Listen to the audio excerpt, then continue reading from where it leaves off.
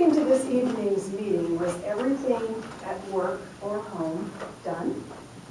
At work, was your email inbox empty? Was everything off your desk? And were all the day's tasks completed? At home, were all the monthly bills paid? All of the shopping done? And all the day's chores completed? If your answer is no, you're definitely not alone. But why can't most of us just get done? The most common answer is there just never seems to be enough time to do everything that needs to be done. For Project 1 in Level 5 of the Presentation Mastery Path, Lloyd will explain that lack of time really isn't the problem at all. And there is a method to reach the seemingly impossible goal of doing what needs to be done. Please help me greet and welcome Lloyd Smith and Getting Things Done.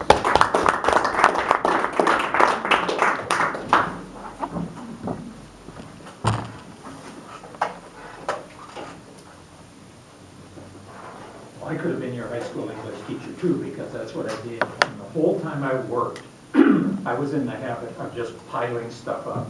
And I've always had kind of a trick memory, so I was always able to reach into every one of those. Usually there were 5 to 7 piles about yay tall on my desk, and a little bit of room in the middle where I could put something down right when I need to. But I could always reach into those piles and find pretty much what I needed to find in maybe a minute or two. I learned as I got older that that system worked less and less well, probably because as we get older, all systems, including the ones inside your body, work less and less well. But the problem is, when you get into a complex thing, you can get yourself in a bind if you're relying on the kind of system I relied on. In fact, many of us in here, I'll bet, have found that nearly any system can get you into a real bind if you rely on it too much, especially if it's based on something where it can get out of control. Let's say technology and your phone quits working with your calendar on it or something like that. Well, there is a way to solve that problem. It's not necessarily an easy way, but it's definitely a simple way. And it's based on a book called Getting Things Done by a guy named David Allen. The subtitle is The Art of Stress-Free Productivity. This is the kind of book that can change your life. It actually could have changed my life had it been available sooner than the year 2000, when it was first printed in the U.S. I retired in 2000, 2004, and 2005, so it wasn't around, the first two didn't take. So it wasn't around long enough to make a difference in my life. But if I had found this book at the start of my work years, it would have made all the difference.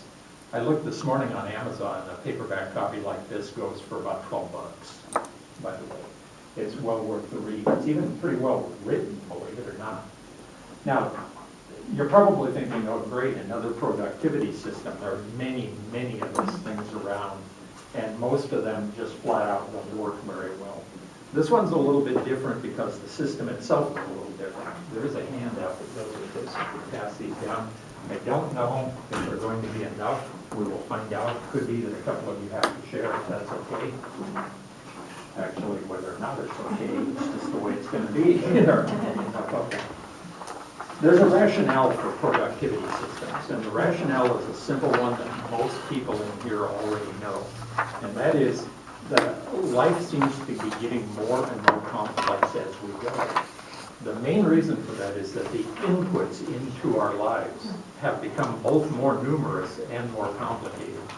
15 or 20 years ago, nobody looked online to get information from Google or Facebook or wherever because those things didn't exist. And there seemed to be a lot more time in the past. Also, in most jobs, I know the one I retired from, the amount of stuff that's just rolling in at any given moment is getting more and more and more voluminous. And it gets harder to find out what's important and what's not. And that alone is a big issue. So the trick is to have some kind of a system that sorts stuff out and deals with it on the fly so that you don't end up with to-do lists that have 150 items on them, or mountains of paper sitting around that you'll get to someday maybe, or that you'll just hope that it goes obsolete before you have to get to it. which used to happen to me too. The need is not for a time management system. If you think about it, you can't manage time anyway. Time just exists, it just is. And there are only so many hours in the day. The idea that you could somehow stretch them out or something is, well, foolish. It's just not going to work. What you need is what Alan refers to as a space management system. And the space he's talking about is the space inside your brain. He makes the obvious point that the more things you try to remember and deal with mentally, the worse off you're going to be, because you can only juggle so many things at a time. And you can't just keep throwing balls in. You might have seen professional jugglers who can do that trick. They start juggling and people throw more balls in and they can keep a bunch of them going. But sooner or later, the system breaks down. And that's true of our mental aspects as well. And I'll bet everybody in this room has had the experience of forgetting something really, really important somewhere along the line, and then having to try to figure out what to do about that. Like, how do you apologize to your boss that you did not get something done that was supposed to be done? Or how do you explain to the mortgage company that they did not get the check they were expecting to get because you forgot? Not a pleasant thing or an easy thing to do. One thing that a lot of people do is to work with to-do lists in various forms. There are electronic forms like, on Outlook or a bunch of other things, the same kind of thing. Or the ever popular one, how many of you have a bunch of little sticky notes stuck around the edge of your computer monitor, telling you don't, be sure to do whatever. And those are okay until they dry out and fall off. And then you realize, that note is on the floor and back of your desk when the custodians clean it out once a year or so with the old Cheetos that you dropped there. So those unfocused style of to-do lists where you just keep adding stuff to the bottom and scratching stuff off as you get done don't work. And the reason is because they're not prioritized in any meaningful way. 150 things and they all look important. Well, what are you supposed to do? It's just overwhelming. It's kind of like the problem of cleaning out a closet that's been stuffed full of stuff for years. You open the door and look, and you can't figure out what to touch first. So usually you just shut the closet and sit down somewhere and turn on the TV or something. Wait till you have to move out of a house, by the way. That can happen. Had that experience 2 years ago. There's an old saying, you might have heard your grandmother or your mother say it, there should be a place for everything and everything in its place. Does that ring a bell with any of you? It turns out that's exactly correct. There really should be a place for everything, and everything should go in its place. The question is, how do you do it? And Alan's book is about what he calls a space management system, the space inside your mind, and how you figure out where everything should go. Now, this is where the handout comes in. I have this on a large form too, but it'll actually be easier for you to look at the handout you've got. This looks like one of those things where you'd say, too complicated, I'm not going to mess with it. And I have that reaction when I first saw it, but it's actually not when you see how it works. First of all, I need a marker. But first of all, he wants you to think about this vertical column, this right down the middle here, as being the key. Stuff goes in the top, actions come out the bottom. The trick is, how do you make sure they're the right actions and that it happens in a hurry? He really believes that you can finish every work day with no items in your email inbox, with everything off of your desk clean. And he said, without any particular, special efforts or anything, once you get in the habit of using the system. Now, I've got to mention, like everything else in life, this only works if it becomes a habit. It's like joining a fitness club and you only go 3 times and you say, well, it didn't work. I didn't lose any weight or I'm not any stronger or whatever. Well, yeah, it didn't work. You didn't do it. That's why. And that's true of this thing too. This is not only one of the most popular, I almost said time management systems, but space management systems. This is also the one that's most frequently abandoned because people don't make it a habit. Now, let's see how this works. At the top you have stuff. You can see on your handout too. He calls it stuff because he means literally stuff. Anything that's an input into your life. Now that would include things like emails, bulletins from various places, phone calls from human relations, whatever. My favorite when I left the high school, moved to the district office, was the first bulletin that we got every fall from the Office of Superintendent of Public Instruction, which was bulletin number 1 that explained that there would be more bulletins coming. And the problem with a lot of this stuff that comes in, and you know this from your own lives too, is that some of it looks really important, but it's not, like that bulletin I just mentioned. But other stuff looks relatively inconsequential, but it's really a big deal. Have you ever seen an application for like a grant or something? You say, oh, that looks kind of cool. And then, on page 36, it tells you what the due date is, which is the end of the week. Yeah. Then what do you do? And it's so hard to keep track of that stuff. You'll get something from, depending on the size of the place where you work, the Human Relations Department or payroll or whatever, you have the right to change insurance policies. Oh, that's something to think about. And then you find out, yeah, but you got to do it by tomorrow. Oh yeah, I'll just study all of the healthcare ramifications and make a change in my life and hope like heck I don't screw up. But anyway, stuff. Now, what Alan says is that the first thing you need to do in his system is collect all of this stuff. And he means collect it in some kind of a physical form. Every kind of paper, memo, bulletin, document, whatever there is, and just pile it up. Now, it goes into what he calls an inbox, and he means literally an inbox.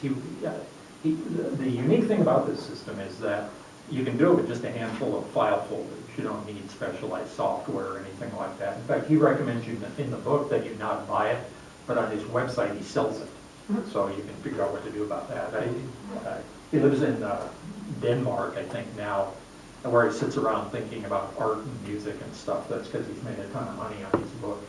I've come to the conclusion that a lot of these consultant types are consulting in the hope that they never have to actually work.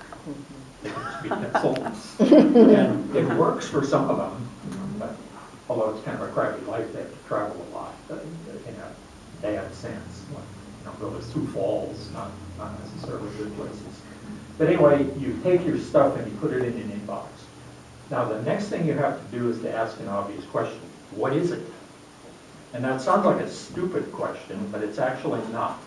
Now, what this is, he calls this the, what's his trick word? He calls this the capture part of the system. Okay? And what you're trying to do is to capture the stuff in your life. And once you have it, and he says this is not a trivial process. He's worked as a personal consultant for like CEOs of major corporations and has had to spend a week in their offices digging out, excavating all of the stuff that's hidden in cabinets and whatnot. And it turns out to be a daunting task. Now the what is it question means, like, is it something that matters or not? Like that bulletin I mentioned that just said there were going to be more bulletins.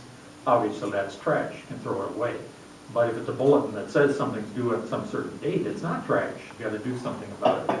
So you have to figure out what it is. Then the next thing to do is to ask a question. Now from here on down, by the way, is the actual process part of this, and that's this in this area is the key. You have to ask yourself, is it actionable? Now, actionable means, is there something that you can do with it? Okay? Now, that's not as clear-cut as it seems. Think of how much stuff you get in connection with your work that's informational. Now, is that actionable or not, if it's an explanation of something? It's not a rhetorical question. Is it actionable or not? No. Well, doesn't it depend? Most of the time you say, oh, it explains something or other.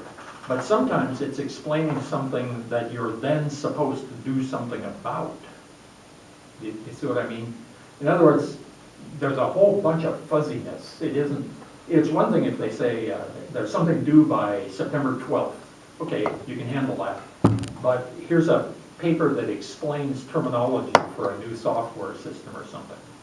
Well, in a way, that's just informational, but in another way, it is actionable, isn't it?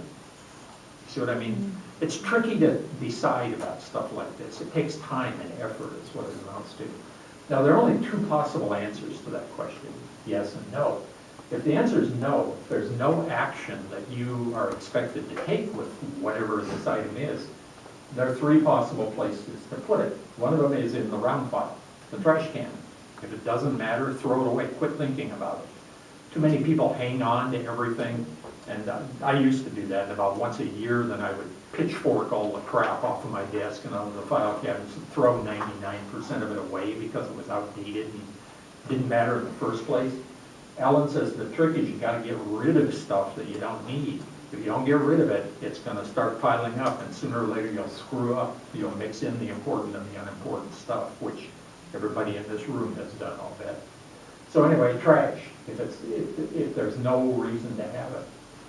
Another possibility is what he calls to incubate it. What he means by that is possible later actions. Now these are things that might be nice, but they're not really assignments or jobs or anything like that. For example, maybe learning a second language. Okay, you get a bulletin that says there are language classes available at the JC that are cheap. It might be kind of neat to know conversational Spanish, but it's not exactly like an assignment to do so, but it might be something to think about.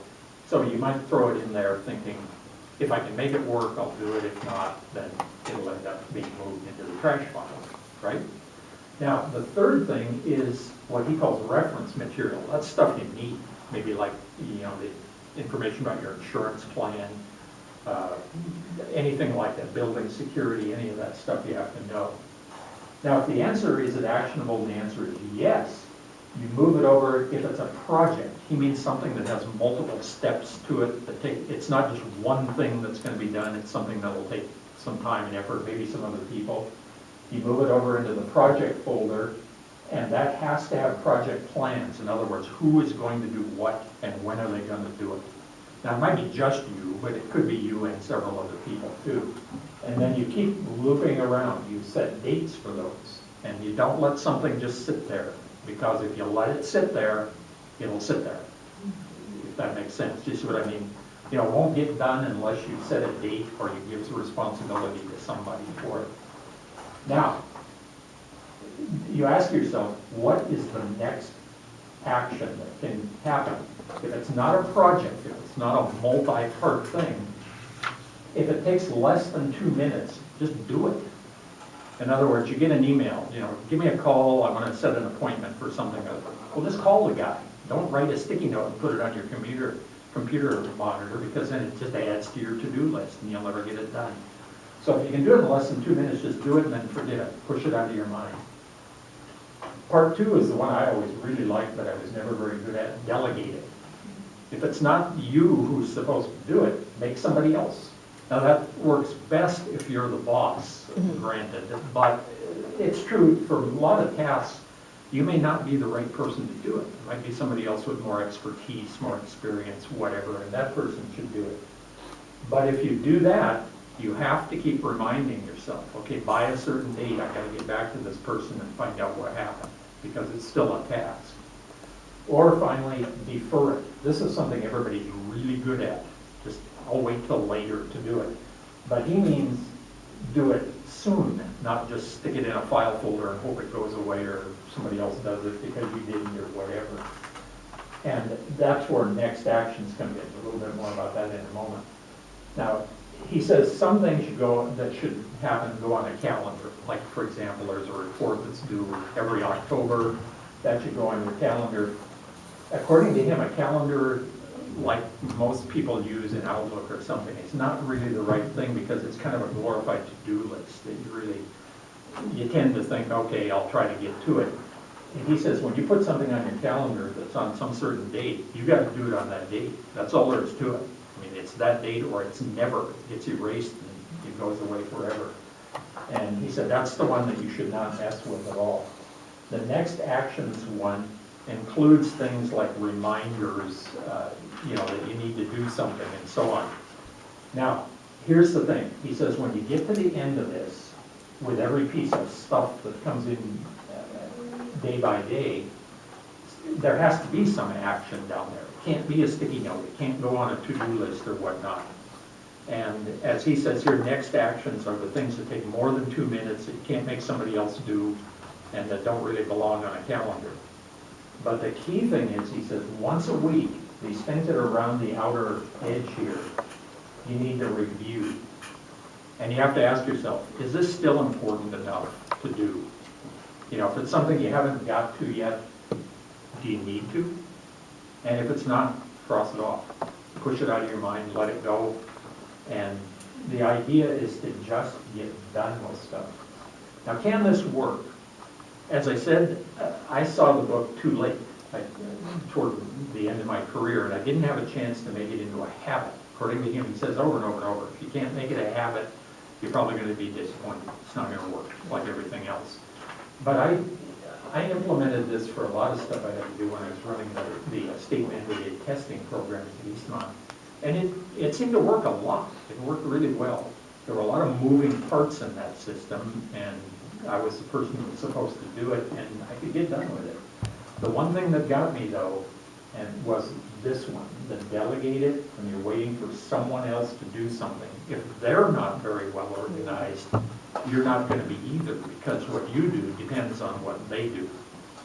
Now, if you're the boss, you can just order them to do it. That wasn't the case with me. And so I couldn't make people do stuff that they just weren't willing to do or didn't have the time to do or something like that. So what this is basically a system to avoid complexity. And it will work, but it does have to become a habit. Now, the bad news is, some of you have probably seen some of that research on how long it takes to make something a habit. It's like a couple of years with big things. So it's the kind of thing that probably could work, and I think it would actually help.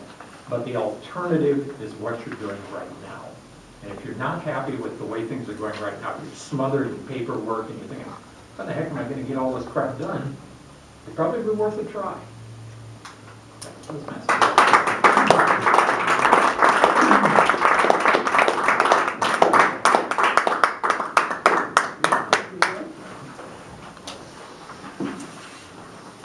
If we could implement it, if we chose to implement it, could make our lives less